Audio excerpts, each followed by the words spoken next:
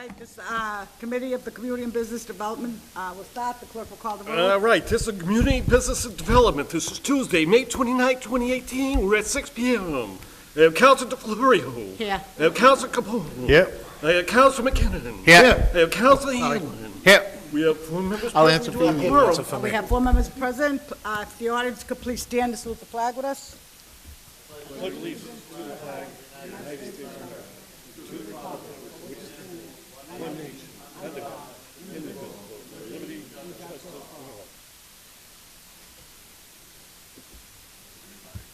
Clerk, could please read the first item on the agenda?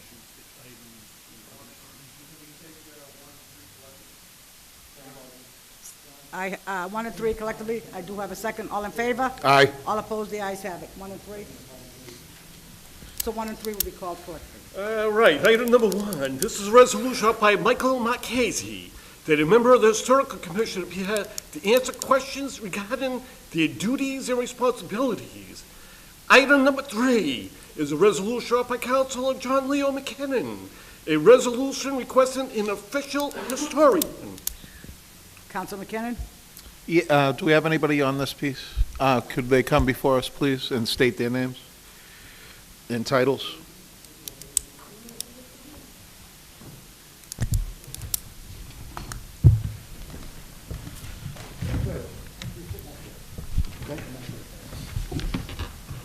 Just state your name and address for the... Hi, I'm Lawrence Arenello. I live at 89 Esty Street here in Everett. I'm the chairman of the Historical Commission, and with me is Rosemary Caddison, also a member of the commission. And I'm here tonight to answer any questions you may have. And I'm Sergio Canolio, the city clerk for the city of Everett. Did we ask you to come up? Did we invite you up? I don't think we asked you to come up, sir, but I don't that's remember getting okay. a second on that. They fall under my authority. Yes. I'm the department head for the historical commission. Sir, could you just give us a little information on what the Historical Commission does and your position, what that does as well? Kind of type something up for you, if you'll be with me. Great. We've been meeting since May of 2016. The commission has reorganized the historical archives, for example, at the city clerk's office. We did that. We've displayed pictures of Old City Square down in front of the city clerk's office, and our plan is to change that from time to time. It's in those glass cabinets. Uh-huh. So we're going to be changing it. Say the focus might be on World War I or football or whatever the theme is. So that's something that we want to bring people into and look at and be aware of, So the commission is hoping to get a TV series off the ground, tentatively entitled Everett Memories, on ECTV. Each program would run in an interview format and discuss one particular aspect of Everett's history. For example, Everett High football teams, what Everett was like during World War II, because there are people in the city who lived during World War II and are still around, and they have a lot of fond memories. So that's what we've been talking about, and that's something that we're going to be working toward. We have discussed sponsoring a commemoration of Lieutenant Joseph Werner at Werner Park in the fall, and this would coincide with the 100th anniversary of the end of World War I. And I'll be damned if I can find a picture of Lieutenant Werner in the city. There used to be one down at the Armory.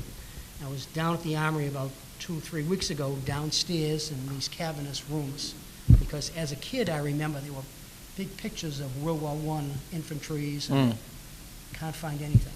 It's all boxes down there now. So if you know of anything, if you can get your hands on anything, please let us know. We've helped Lisa Mousoff. I don't know if you've ever heard of Miss Mousoff. She was hired by the city, and she works under the auspices of the planning department in identifying Everett sites deemed to be of historical significance to be placed on the Commonwealth's Register of Historical Sites. Approximately 110 sites have been recommended for nomination to the National Register of Historical Sites. Many of these same sites have been deemed of historical significance, at least to the city of Everett. Through the mayor's office and the city clerk's office, these sites will have an informational tablet mounted on a stand placed in front of them to inform residents of their historical significance. Such sites, for example, could be the Immaculate Conception Church, the Shute Library, the Keystone Building, which is the old police station. Those are just ideas, but we've identified 110 of them. And the stand that I'm talking about, if you recall, if you have been up to Day Park, where the old Horace Mann is, there's one in front of Day Park, and it tells you all about the gentleman, Lieutenant Day, whatever his rank is. It's Herman Day. Park, Herman yeah. Day, right. The commission has been designated a stakeholder in the development of the former St. Teresa's property. At our March meeting, we listened to a presentation by the Neighborhood Developers Incorporated. Our concern was that once the property is developed, that its historical architectural significance be maintained. This could be incorporated in some of the design in the church's, that's presently in the church's brickwork, into the new structure. The developers have assured us that they will make every effort to do so, especially in their creation of a park, which is going to be right on the corner of Broadway and Stevenson. They have ideas of using some of the aspects of the church itself in the park. And we'll be working through the, they'll be working through the planning department in Marzi, Galaska regarding that. And just generally, we see our duties and responsibilities just generally as propagating the historical and cultural significance of Everett, so that all residents may gain an appreciation of our rich history. That's it in a nutshell. I have a question, too. This is on 1 and 3. We took them collectively, so Yeah. do you feel that you need an official historian? And how many members do you have on the board now? Well, we're allowed 7. We are missing 1. Okay. And somebody just left the commission, and I had recommended that Michael Matarazzo be The appointed official to the position. historian? Yeah, no, appointed to the position. that As position? a member of Okay. this. Now, you're talking official historian, which is a special title, which is fine personally with us. Oh, yeah. Because, I think in our opinion, it brings more focus onto the historical commission. So if we have a historical czar, if you will. That'd be good. That would be just fine. That would be fine. Yeah, well, I mean, that's sort of what I was looking at. And I didn't know, I'll be quite honest with you, I didn't know how many members there were on this. That's why I'm glad that you came up tonight and explain it. Right. And, now we know. Want to know who the other members are? It's besides Yes. Mrs. Caddison, Camille DePerry, Mhm. Patricia Els, Yeah. John Giuliano, and Paul Bertone. So you got a good crowd. Good crowd. Good, very good crowd. We all care about the history. Yep. Yeah, and, I mean, the, Okay. So beside Mrs. Caddison, Camille DePerry, Patricia Els, John Giuliano, and Paul Bertone. so, with that being said, like historical buildings like Shute, they'll have, to take down a building like that, you can't, right? Is that the truth of the matter? You have to actually go through a yeah. lot of red tape to get a building like that. You'd be, Page I just read? I'm going to make copies for the council. Okay, it's I know they're don't. a couple of typos there. you'd be better off refurbishing the building and bringing it up to the speed, and then having a plaque on it, like they do in many cities and towns, correct? Right. Okay. So if you have all of these that we've identified houses that used to be schoolhouses, things like that. And now they're houses. There's a house on Shute Street that was once a schoolhouse, I forget the year now, Yeah. 1840s or 50s. And it's on Shute Street. Another It's a one. house you'd never know it was once A schoolhouse, It's on Shute yeah. Street. You'd never know it was once a school, but it is now. Yeah. But that should get a designation. People should know about that. So just pretend, who the heck is, excuse me. My wife talking to my daughter. Well, Modern science, Yeah. there it is. If we get enough of these up, and we come up with what we're calling a walking tour, so that we can bring people around and raise the consciousness of our residents about what our rich history is all about, you know? The Keystone Building, there are so many possibilities. As a matter of fact, I happen to have, this is from that Lisa Mausoff lady who's working for the city. And in the midst of all of this stuff,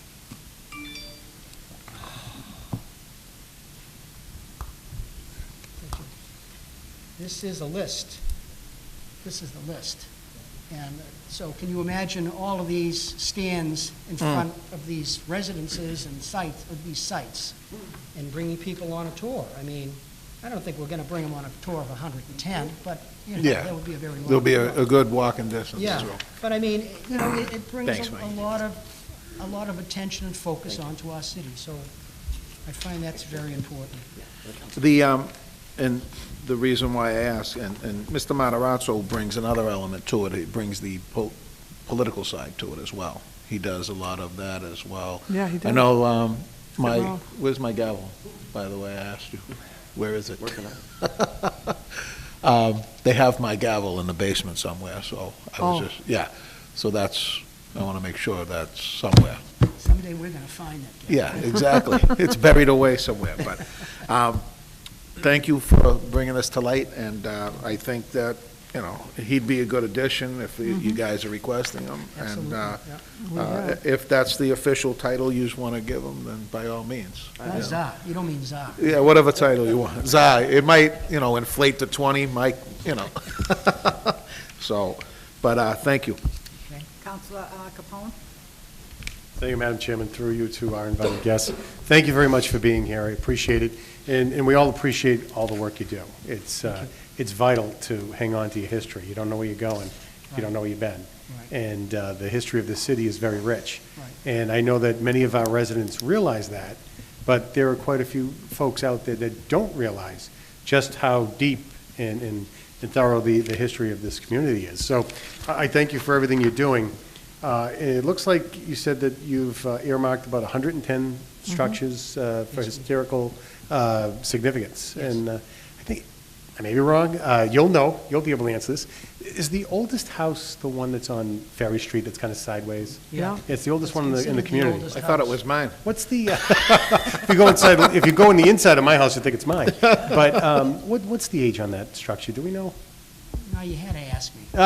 It is the oldest. We'll leave it at Oh, that. it We'll leave it is. at the high note that Yeah. it's the oldest. Yeah. It'll be part of that tour. It's 1700s. Okay, yeah, I know it's much older than you would You imagine. know something I had heard, I don't know the exact year, I forget the house on Ferry Street, but there's a house on Bucknam Street at the corner of Bucknam and Bradford.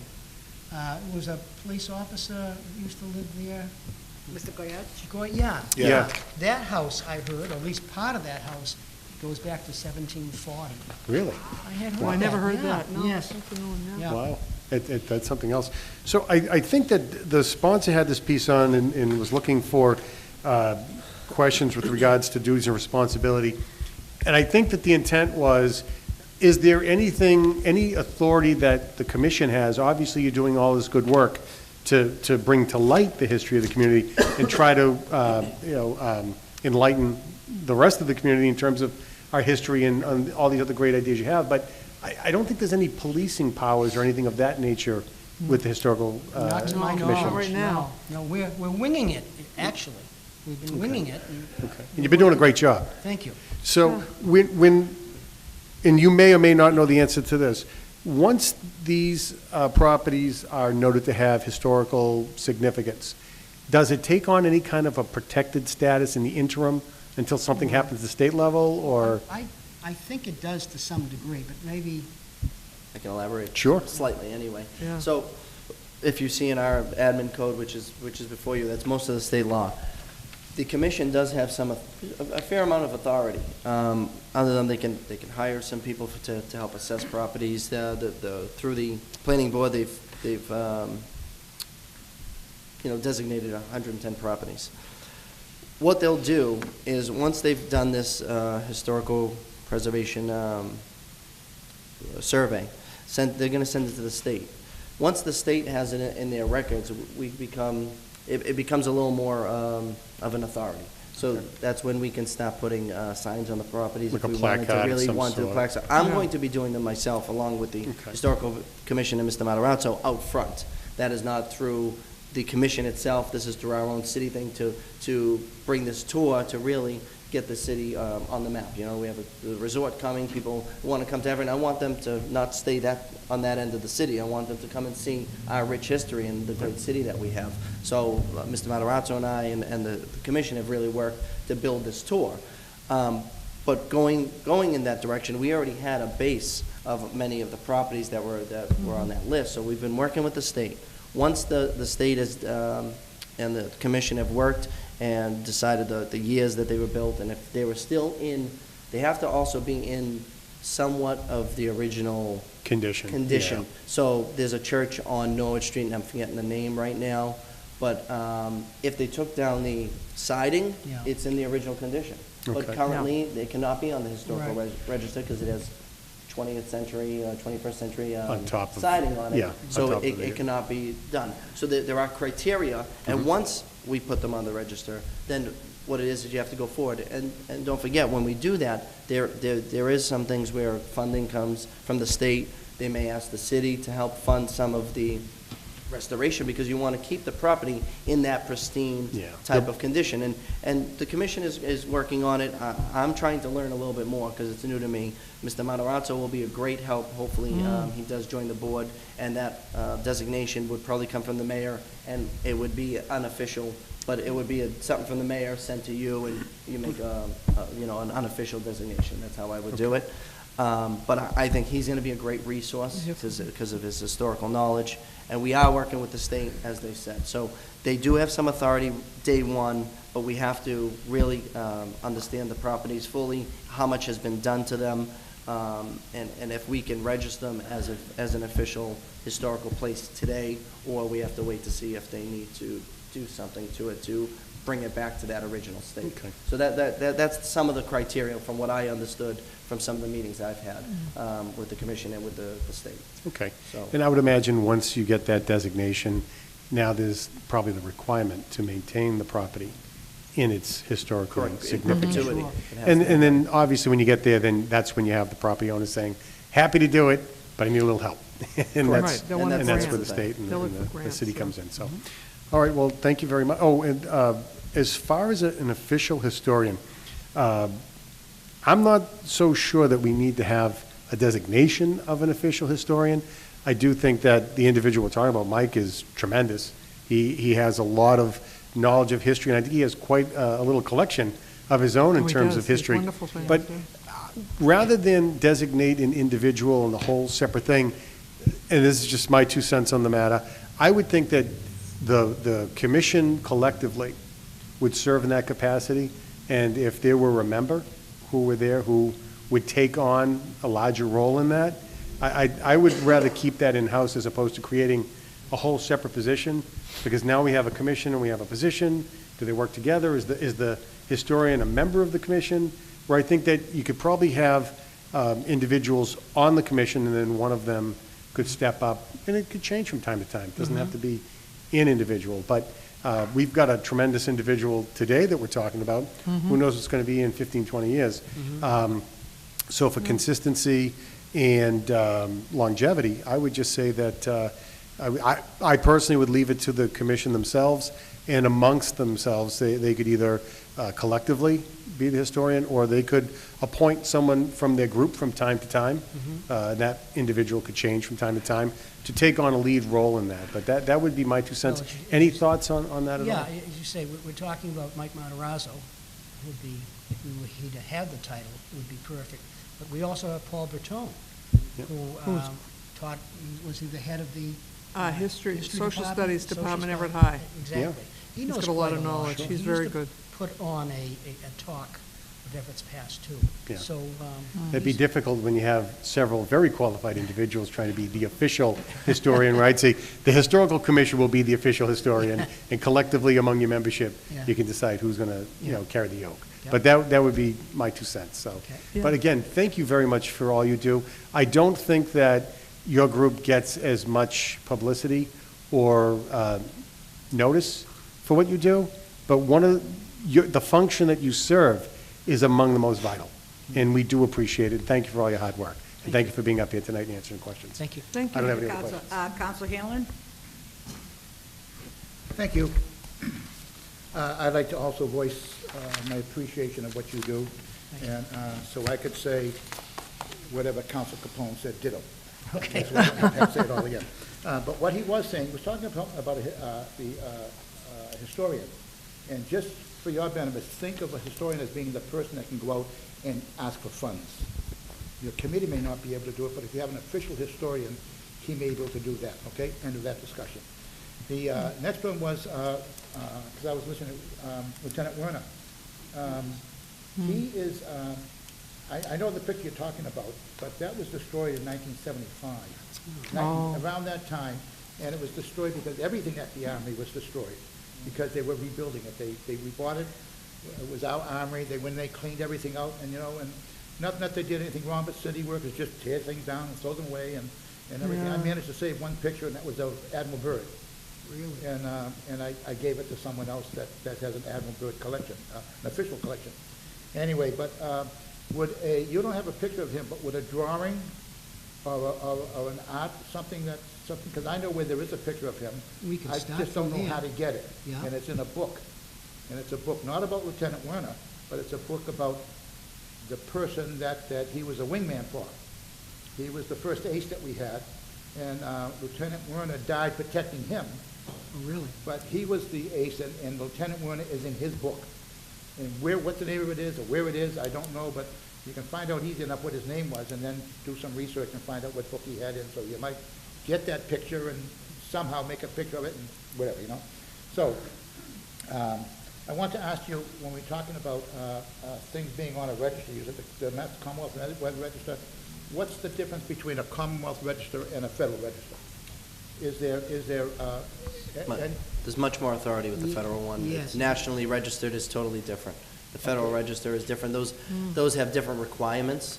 Federal Register is, certain, there's homes that are part of the Revolutionary War. So they're not only on the state register, but they're on the Federal Register because they are significant to our government, our federal government, our country, how we Okay, were rather founded. than the city. So there's the difference. So it depends on the significance. There's things that won't even be on the state one, but will mean something to us as Everettites, right? There's something that we really hold value, that have a value to us, but the state won't recognize it. The same thing, the state won't recognize certain things that they're going to put on because it has no value to the federal government, to the country. Right. I would, Okay, that's the difference. That's good. My one other question, I have another question, but what's the difference between a private residence and a non-private residence as far as historical commissions are concerned? If you wanted to say something was a historical building, the building behind us, the Powell building over here, would that be considered a non-private building, or is that a private building? Are you talking about the Powell House? Yes, the Powell House, I'm sorry. I think it's a private, It's private. yeah. Can you do anything with that? Can you declare that as being on the, You have to get permission, I Yeah. would think. They have a board of directors that govern that, trustees that govern that. their board of directors or yours? No, theirs. Oh, theirs. They have a board of trustees that run Yeah. that. So you would have to ask them if you could make their building part Yeah. of the historical register Yeah. of the city of Everett? So I know would that go with originally we said we would send out letters to each homeowner or and ask permission. But that was And I did- originally. I did- for the city's historical tour, I sent out 50 certified letters. They all came back. I made sure I okayed it with our solicitor to make sure that I could do Yeah. it because Yeah. it's on the city sidewalk, so we didn't necessarily need permission because it's not being affixed to their property. So I did it the best way I could with because you might have people that don't want signs in front of their house. They're not national or state registered properties yet. Okay, and conversely, a private residence, like the Goyesh house you were talking about, Yeah. would you just need the owners of that house now to approve Yes. it? Okay, that's good. And regarding your appointment, you said you were looking for Michael to be, Mr. Matarazzo to be appointed. Who approved that appointment? It'd be the mayor. I would think the mayor. The mayor appoints Initially. and you confirm. And then you And we confirm. Same as we do for every Okay. appointment. Thank you Yeah. very much, appreciate it. Okay. Councilman McKinnon, did you have another question? Yeah, just on the piece that I put on. I put the official historian on, Yeah. but I'm glad that Mike Marchese followed up with this one, because now we have you here. It's Yeah. being aired out to the city of Everett, what's actually going on, how you meet, and who's on the committee. And Mike would be a great addition. Me, to be quite honest, I don't care which way the historian goes. If you want to add him on to your piece, you add a historian to your committee, that's fine. You rule your committee, Mr. Chairman, so Yes, he's the chairman. you do whatever you need to do with that, but, We would have to get him a gown and a motorboat. yeah, we might have to get, You don't want to do that. Trust me. But, yeah, whatever way you want to do it, whether he's a member or there's a member that's going to be joining, that's a great thing. I think Period. that he would have a lot to add to it, so. Here's the other, here's the other member now that put the other piece on to invite you here. He might have questions. I know Council Yeah, Hanlon just has one a quick question, question, yeah. but I do have the Sponsor. sponsor here, Can we invite him up? but we need to invite him up, and he needs to be sitting on the outside. He can't sit on the inside of it. Yeah, Yeah, sit over there. so, Can we invite Mike Marchese up first, Councilor John, before you? Marchese? Oh, Yes, thanks. second. Thanks. over there. You're right there. Okay, Council Hanlon, I'm sorry for the interruption. That's all right, thank you very much. Yeah. I just wanted to make a comment, that's all, that we know that 519 Ferry Street is the oldest standing house in Everett, but it's not the oldest house of Everett. The No. oldest house is in the Smithsonian Institute. And Yes. the whole, complete, absolute house is there.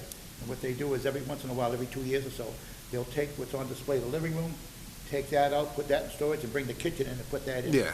A couple of years later, they'll put a bedroom in or something like that. Yeah, the shoot house, yeah. That's the oldest house of Everett, yeah. So But it was next time you go disassembled. out- It was Dr. Clark Imagine that that. did the I disassembly. remember that, 'cause I have taken it apart. On the trivia. Okay, Could we any- have It's a summer job. the sponsor of the the patent piece label just it and- speak on it, if he has any questions that weren't answered? Councilor Marchese? Excuse me for being late, I know I had to be early for something, but I forgot. The question I had about is, when there's a house that's deemed to be, I mean, the city's 125 years old, and I'm sure the houses are close to that age, do they approach you and ask, anything about that? Shouldn't that No. be something?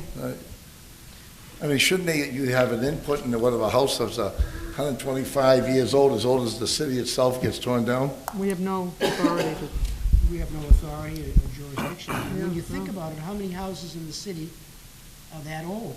Many of them. Most of So, them, yes. yeah, so can you imagine if houses were being changed in any way or demolished? Yep. Coming to us all the time. I mean, when you think of it, a house is a private residence, yeah. Unless that house before it was demolished, or they tried to demolish it, were of historical significance and on a register, on the Commonwealth's Register of Historical Sites. Or, of course, the ultimate would be the federal one. Okay. And that would be that's a different That's story. different. So That's a different story. You can't tear down the Powell Library, the Shute Library. But I grew up on Glen Hill Avenue. That old shack, now it's back to a shack, I think, in my opinion, 62 Glen Hill Avenue. Now, that was built in the 1890s, That's of historical significance, one might argue, but it's privately owned. How does one designate something? Can a private owner designate their property? They They can can request, request. but they have to jump through many, many hoops.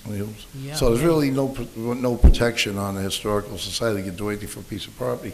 And what really upset me was the piece near the Powell that got torn down. I don't know how old that house is, but it seems like it could have been done better. I mean, it could have left the facade. It went down pretty fast, didn't it? Well, it had to go down pretty Yeah. fast, because then they couldn't say no to it. I know how it works in the city. I mean, it's just a shame that, the footprint of the city, we have older houses, Yeah. and what they're gonna put there will be a beautiful building, will be an eyesore. Yeah. I mean, it just seems like Everett's two things we have now, we have a casino part, which is torn down everything down there, historical, not historical, it's torn down. You think that we'd have a part we could consider Everett proper, which would more or less be on, everything but the casino? Yeah. But we have some protections towards the old houses. Well, it's like, I've got a place down the Cape in South Dennis, and there's a historical district of Dennis. Yep. So you've got to follow all the rules. Your house has to be of a particular color, or you get a choice of colors, but you can't go purple or something like that. Yep. So there are guidelines that you must be maintained for historical Dennis. So, I mean, let's just say hypothetically, we were talking about historical Everett, and we were to do something like that in the city of Everett. We would have to come up with guidelines. Certain streets. Yep. It couldn't be, Right. yeah, it'd be zoning, Right. kind of thing.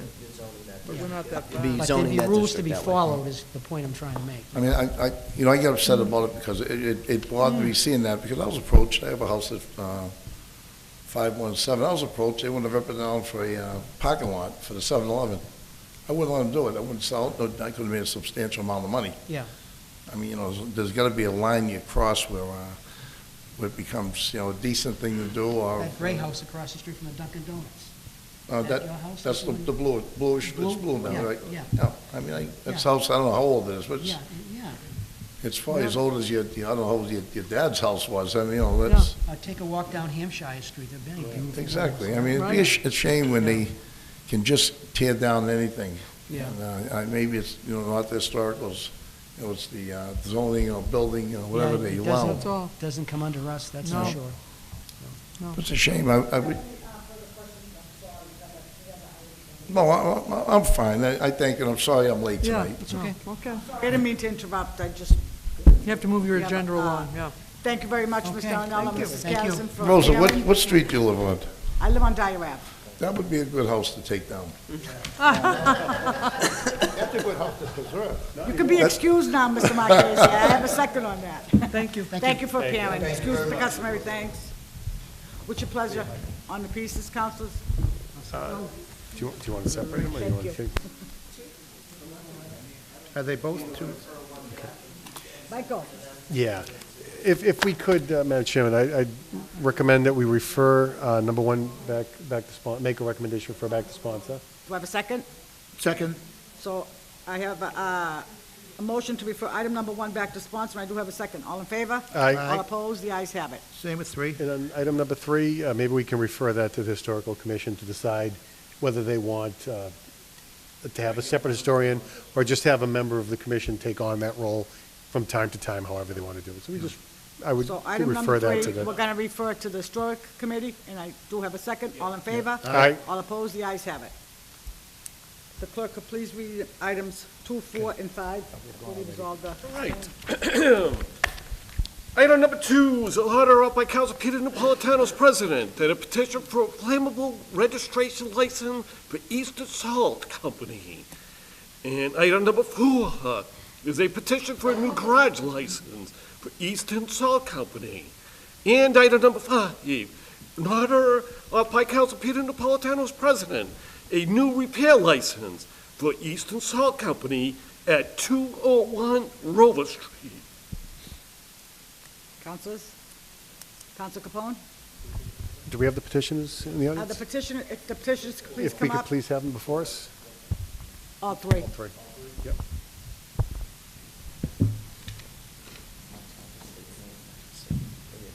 If you could please state your name for the record. Sure, my name is Elizabeth Bresnahan, and I'm a lawyer for Eastern Salt Company. Brian Murphy, manager, Eastern Salt Company. Counselor McKinnon? You can go for it. Okay. Counselor Capone? Thank you, Madam Chair. We're very courteous up here. Thank you, Council. And thank you, Madam Chairman. Through you to our invited guests, if you could just explain exactly what it is that you're looking for with the permits, what type of activity you're looking to do down in the area, we would appreciate that. Sure, so if I may, I'll start with a little bit of background. We purchased the property, we being Eastern Salt, in April 2018 from Boston Sand and Gravel, and we understand that Boston Sand and Gravel operated under similar repair and garage licenses for the property. In fact, Boston Sand also leased the site to a road salt company for several years, so there is a pre-existing use in place.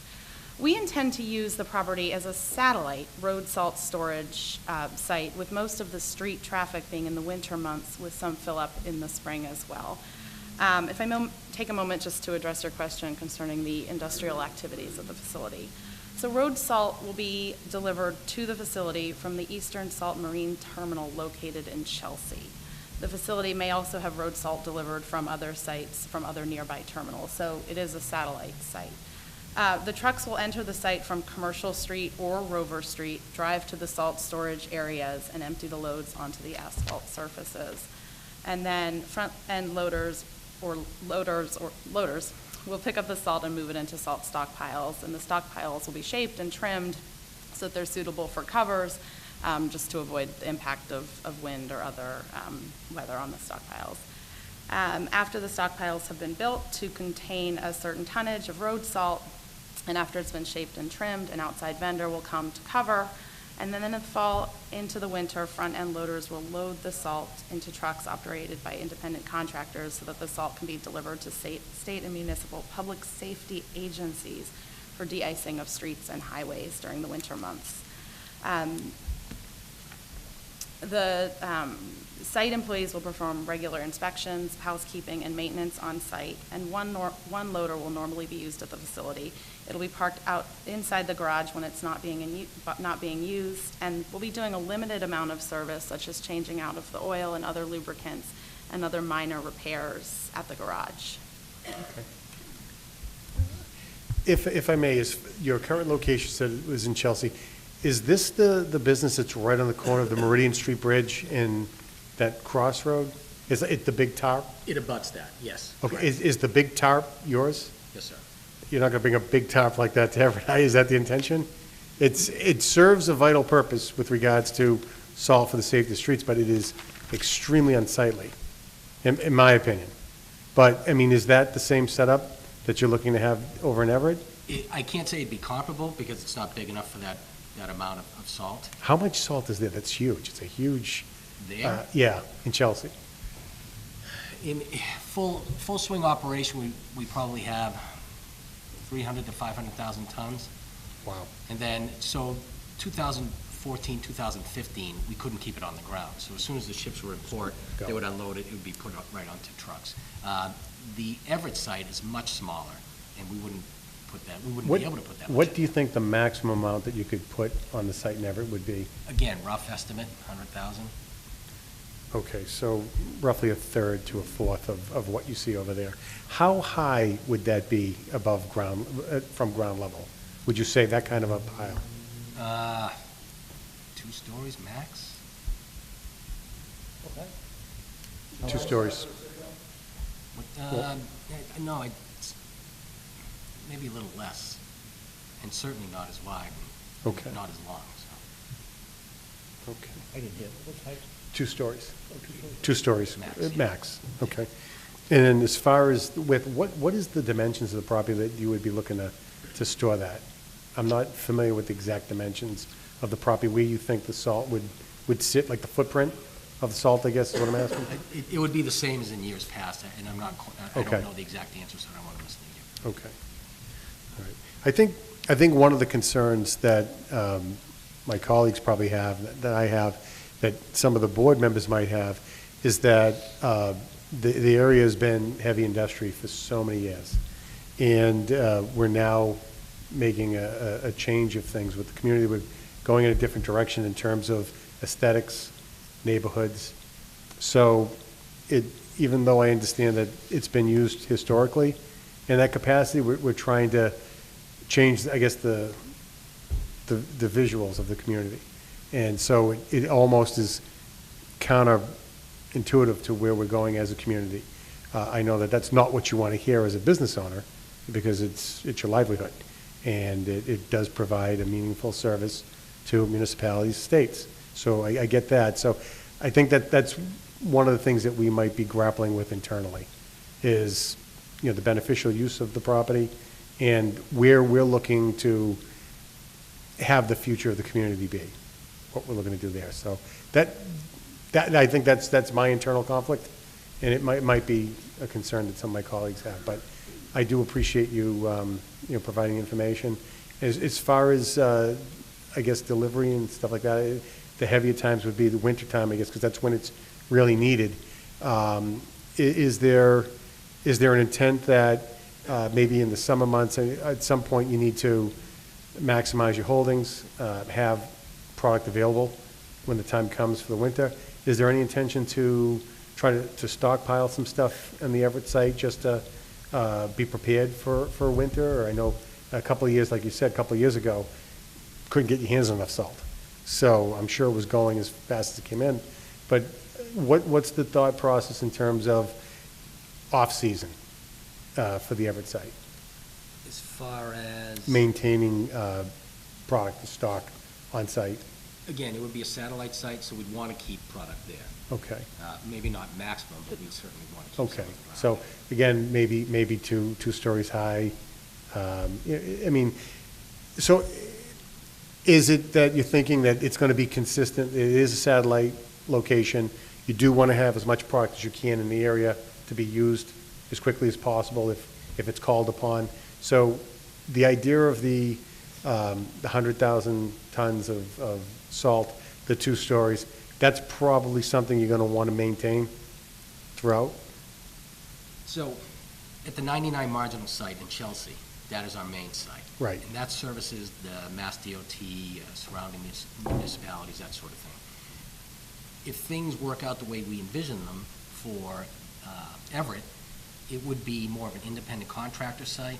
Okay. So there wouldn't be that many municipalities, Mass DOT, anything like that. So they wouldn't be near the traffic, they wouldn't be near the capacity salt-wise, et cetera. Okay. And as well, if I may, 99 Marginal, if you have a chance to take a ride into Chelsea, you'll see that we mitigate the appearance of the piles with greenery and things like that. We consider ourselves very Okay. good neighbors, and we actually just put up a new building there. Okay. You know, you're all invited to. Yeah, I'd love to go down and take a look, Yeah, just please. to, I've only gone by when I've gone to the airport, I've gone to East Boston, my uncle's house. So I would just see the big pile and the different tarps and the tires to weigh it down so that Sure. it doesn't go anywhere. So even though it would be the Everett site would be for smaller contracts, et cetera, you're probably going to be maintaining, you think that about 100,000 tons there on that site? Again, I don't know. We'd obviously like the option, Right. especially if there's a bad winter, but Yeah, and I would imagine in the wintertime, absolutely, you're going to want to max the site out. My thoughts are what happens in the summer, spring, fall. Right. What are we looking at? I mean, is it something where the level would be reduced beyond what need, or would you want to just maintain it at maximum capacity to make sure you have it there? And that's a business decision. So I just don't know what your business philosophy would be on that, so. Right. Anything I tell you would be a guess. I'm merely a manager. Could we collect information and provide? Oh, you at a absolutely, later date? absolutely, yeah, and I think it would be helpful if you're agreeable. You know, I don't want to speak for anybody else, but I'd love to go check out your current operation if you're Please. agreeable, because that says 1,000 words. That picture will say 1,000 words. It'll show me how your operation is run and how it goes forward and what I can expect in my community. So I don't have any other questions. I do thank you. Before I call on the next question, Mr. Murphy, I'm sorry, I don't remember. Sure, Ms. Bresnahan. Oh, if you could please give us your business cards before you leave, okay? Yes. Okay, to the clerk. Thank you. Counsel McKinnon? Through you, Madam Chairwoman, to the invited guest. Is there an expansion to the Chelsea operation? Is that what's going on? Is that what's happening, or is it just, are you getting bigger, or?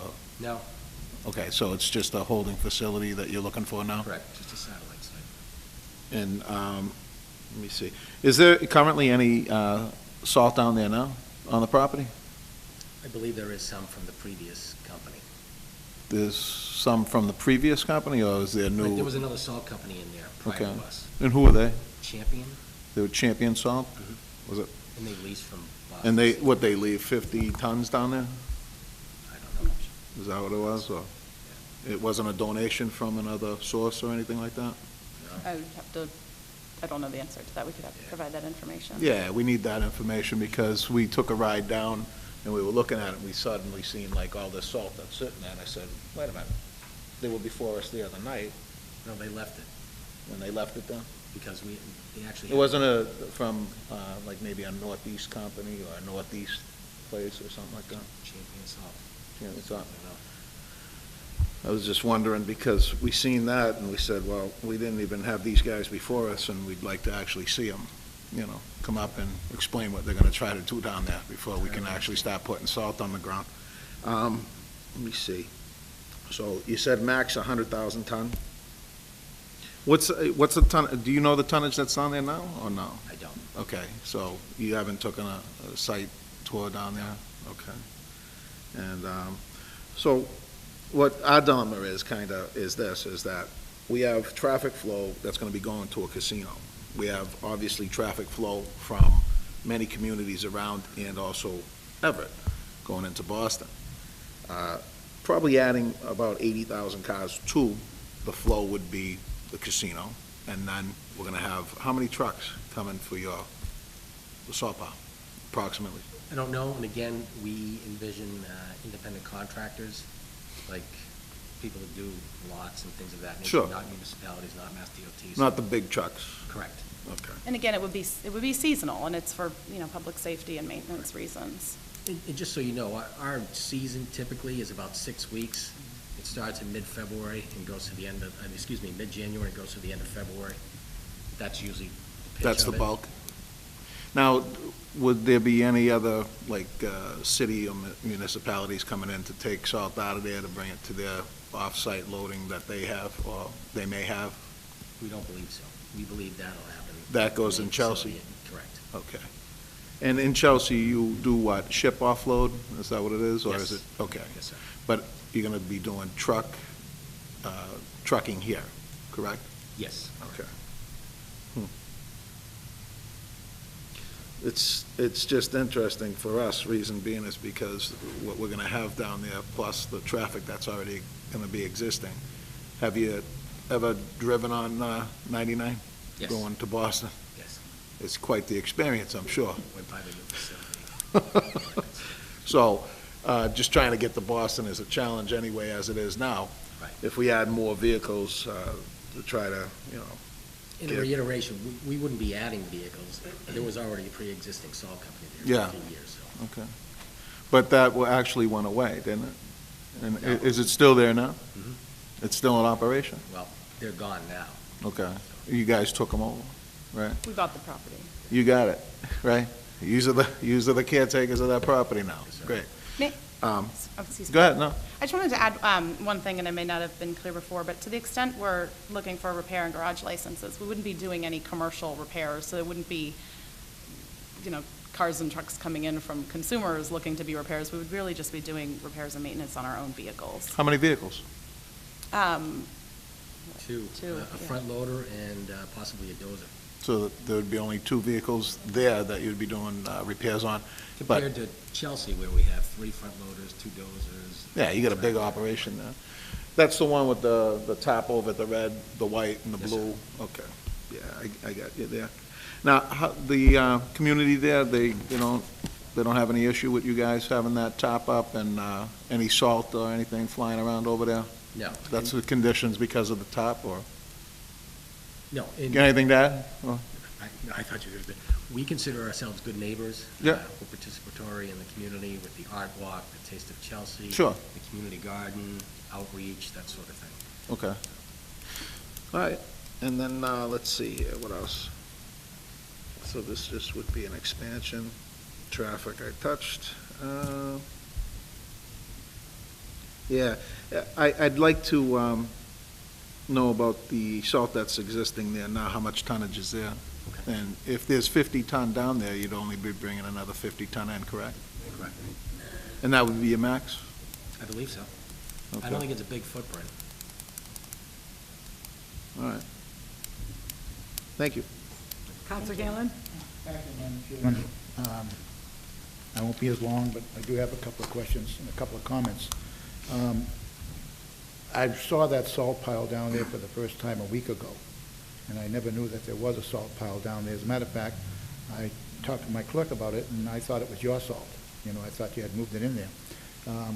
And I am as opposed to salt as anybody else on this board is, and I know there's nothing we can do about it, but I will research as much as I can to find out how I can get rid of salt on Everett property. However, that's not really why you're here tonight. You're here for a flammable license, registration, and a garage license, and a repair license. So I want to ask you about those, okay? Start off with a flammable registration. What is that going to be used for? Grease. For what? Grease and fuel. Grease and fuel? You have to grease the front loader and the dozer to keep them operational. How much? I don't know. I have, I've appended to our application, I could read them to you, but we're looking for 50 gallons of petroleum mineral spirits, 2,000 gallons of diesel fuel, 400 gallons of waste oil, 300 gallons of lubricating oil. Again, this is all for maintaining our own vehicles and trucks. We just want to be on the safe side in Okay, terms of. good enough, 2 o'clock. We need a license for that? They need a license for that? Then you have to have, the license is in perpetuity. So the license was granted, I can't tell you how many decades ago on the property. It stays forever. The registration is what is the annual payment to Yeah, us. right, The license needs to be, and we don't really transfer, but needs to be given up Right. by one company and taken over by the other. Yeah. And then annually, there'll be a registration. I'm in the process of we redoing talk the about fees, lic- but I it'll be mean- a minimum fee for them because they don't meet our current requirements for, so I forget what the payment is, but it's maybe a couple $100 at the moment, and it'll go up to 800 with the new fee That's- schedule that's that I'm okay. I don't- created, that I we're don't- working. I don't really care about that. But it's a minimal thing. But I'm interested in the fact that, once we have a licensed petroleum product on a piece of property, It stays forever. that stays forever. But That's state does law. the state, whoever comes along? That's it, CMR. But they can ask to have it revoked, and we can revoke it if they're, so just like any license, you Right. can revoke it as long as if there's, no payments, there's, Right. some type of issues at the property, and you'd have to give them a public hearing and so on and so forth. But CMR states that the property gets the license, so it stays with the property, and it just keeps going over and over. Okay. And that, it's historically with all the properties, okay? The garage license, is that going to be an actual building? Yes, there's an It actual exists. garage. How big will the building be? It's You there only have 2 already. pieces of equipment? Yes, Is sir. that what you said? So it was But just the a building house? is there already. It Oh, it's there exists. already? Yes, sir. There isn't, these 3 licenses are existing. They currently have, the prior owners had these 3 licenses, they're just looking to get the Okay. same 3 licenses. There is currently a garage, I mean, I haven't been down that area in quite some time since I was a councilman, so it's been, about 6 years. Yeah. So, but I believe that if I remember right, it's set back a little bit on the right side of the property, if I'm correct. It's been a little while, like I said, maybe So, 4 or 5 years. We're going to say the same thing about the repair license? That's, It doesn't stay, no, it's issued to the person. It does not have to be transferred over, but, I mean, that just garages, that's not the repair license, that's separate. okay, okay. All right, thank you very much. Any further questions? I do have a question from the chair. This was originally Boston Sand and Gravel, That's correct. so historically, they've been storing whatever, sand there through the years? That's correct. Were they storing sand and gravel at that point? I know at one time they were, Sand, as of gravel, recently, there was scrap some, metal, some salt. stone. So we're not gonna have anything to do with scrap metal or any of that stuff, is that correct? So the only thing you're gonna be storing there, from my understanding, is the salt, and it's not the salt that's going to the cities and towns, but you will have contractors coming to pick up the salt, the sand and the salt. So you also have a scale on site. Yes, it exists already. It's It there. already exists, okay. Yes. So everything that already exists is already there, you're not doing anything new. No, ma'am. And the only thing you're, instead of putting sand and gravel there, you're putting salt. Yes. So that's the only difference. Am I correct? Yes, but the salt has been there for years already. The precedent has already been set, so we're not doing anything different in that particular space. So Boston Sand and Gravel was also storing salt there? They leased that to Champion Salt, who has salt there. So we never had a license for them to store salt there, but even though they were, There's no license for it. And There is so- no license So there's for no it. license to store salt. The licenses are the 3 that are before us, and what probably happened is that Boston Sand and Gravel, because they were the name on the license, they can control the license, sublease the property, control the licenses. We have other licensees that do that. They like to be in control of their license, because when they sell the property, it's more lucrative if they own it than if the tenant owns it. And we see a lot of that, and there's no law against it. So they're allowed to keep their license, even though they're subletting the property, but they're taking the responsibility if the lessee does something wrong, they lose it. That's the crosshairs that you bear with that, but they are allowed to do that. So what happened is they kept the licenses, paid me so on every these year, three paid the city items, every my year. question is that nothing is changing. Nothing has That's all changed. It's I'm the same asking. thing. Nothing is changing. Everything is staying the same as what's there now. That's all I want to understand. Okay, thank you. Yes, Council McKinnon. Yeah, my issue with it is just, like, it's going to be the traffic, number one, and we have a casino in there now. We have a resort. We have a resort, casino, whatever we want to call it, but it's a good thing that's coming. But we're adding 80,000 more vehicles plus whatever we have for a number of trucks that are gonna be coming in there. That's the dilemma that we're facing right now.